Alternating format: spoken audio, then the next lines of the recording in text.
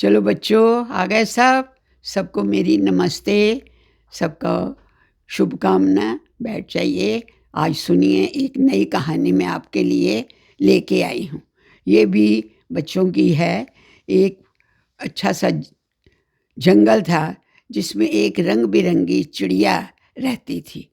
उसने बहुत ऊंचे पे नहीं पर नीचे की टहनी पर एक बहुत सुंदर घोंसला बनाया, एक एक तिनका जोड़कर। और मेहनती तो होती है चिड़िया। और फिर उसमें बैठ गई और उसने पहले अंडे दिए, फिर उसके 2 छोटे-छोटे बच्चे निकले चिड़िया के। वो उसको हर वक़्त अपने पंखों से ढके रहती थी और फिर जब जाने लगती थी तो घोंसले को भी थोड़ा तिनकों से ढक जाती थी। उनके लिए दाना लेके आती थी और बड़े प्यार से वो चोंच खोलते थे, ये उनकी चोंच में दाना डाल देती थी। और बड़े इसको सब लोग बहुत प्यार करते थे। उस जंगल में नीचे चौपाल बनी हुई थी पेड़ के नीचे। रात के समय सब जानवर, छोटे-छोटे जानवर आ जाते थे, चिड़िया भी, जानवर भी, शुतुरमुर्ग वगैरह सभी। और इस चिड़िया को गाना सबको बहुत पसंद था। इसको तभी सब कोकी कहते थे। कोयल की तरह इसकी आवाज़ थी और ये सबको गाना सुना के सुरीले स्वर में निज बड़ा खुश करती थी। साथ-साथ सब नाचने भी लग जाते थे। शुतुरमुर्ग इससे बहुत चिढ़ता था। वो चाहता था मुझे भी लोग पसंद करें और नाचना शुरू करता था। लोग इसको साफ मना कर देते थे डाँट के कि चुपचाप बैठ जा, तुम नहीं डांस कर सकते। अच्छा, ऐसे ही एक और कौवा था। वो वो भी काँव-काँव करके गाने लगता। उसको भी सब मारते कि चुप बैठ, जब तुम स्वर नहीं मिला सकते, अच्छी मधुर आवाज़ नहीं, तो कोई ज़रूरत नहीं गाने की। अब उन शुतुरमुर्ग और कौवे दोनों को बहुत ही गुस्सा आया और वो सोचते थे इससे किसी तरह बदला भी लें और इसको तंग भी करें। पर उनको कोई प्लान सूझता नहीं था। बहुत से प्लान बनाते थे अलग बैठकर चोरी-चोरी, पर कोई बात नहीं बनती थी।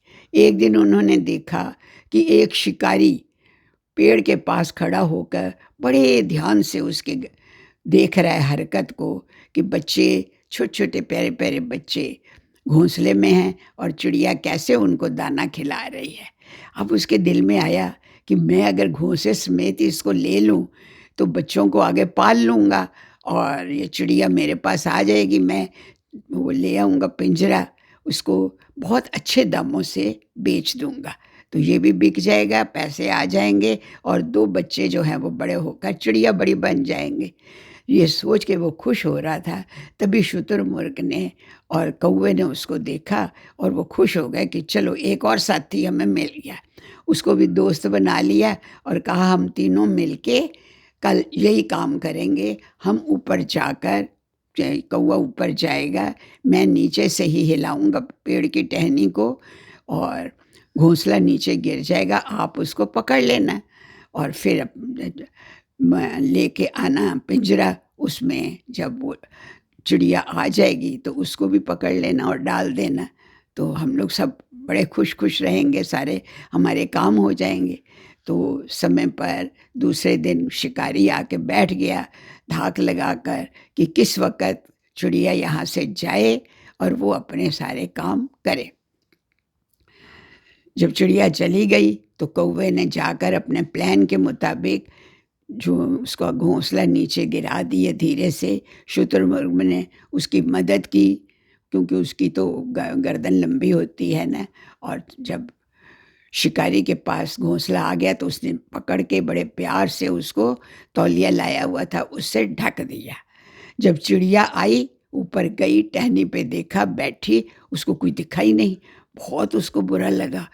तो उसने जब देखा कि शिकारी कोई गड़बड़ करने लगा मुझे पकड़ने के लिए, तो उसने ज़ोर-ज़ोर से चीखना शुरू कर दिया। गाना नहीं, चीखना। वो इतना चीखी, गला जो उसका फट गया। लेकिन उसकी सारी सहेलियाँ चिड़िया चारों तरफ से आ गईं कि ज़रूर कोई खतरा हो गया है और जितने भी जानवर थे वो भी दौड़-दौड़ के जमा हो गए।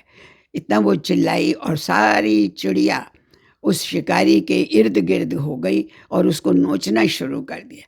इतना नोचा कि उसको तो खून निकलने लग गया और वो बेहोश हो गया और जो उसके हाथ में वो बच्चों का घोंसला था वो भी गिर गया। इसने घोंसला तो उठा लिया चिड़िया ने, धीरे से जाके ऊपर रखा ही प्यार से और इसने देख लिया कि शुतुरमुर्ग की भी शरारत है और कौवे की भी।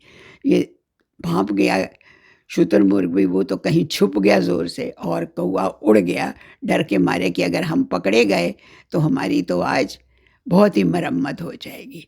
और शिकारी बेचारा इतना परेशान हुआ और कि बेहोश सा हो गया वो, इतना इन पक्षियों ने उसको नोच डाला। और लेकिन चिड़िया ने, छोटी सी चिड़िया ने अपनी सूझबूझ से, बुद्धिमत्ता से सबको हरा दिया और अपने बच्चों को भी प्यार से ऊपर ले गई। उनको दाना जो लाई हुई थी वो तो गिर गया, पर कोई बात नहीं, बच्चे तो बच गए। उसने बच्चों को खूब प्यार किया, खूब प्यार किया और फिर उनको उड़ना भी सिखा दिया ताकि वो उड़ें और अपनी जान लोग किसी से भी बचा सके। तो देखो बच्चों, कितनी सियानी थी चिड़िया, छोटी सी होती है ना, उसने कितना बड़ा काम कर लिया। तो सिर्फ शरीर से बड़ा होना ही नहीं होता है, बुद्धिमत्ता अगर हो तो छोटे से छोटा बच्चा या जानवर या पक्षी वो भी अपनी जान बचा लेता है।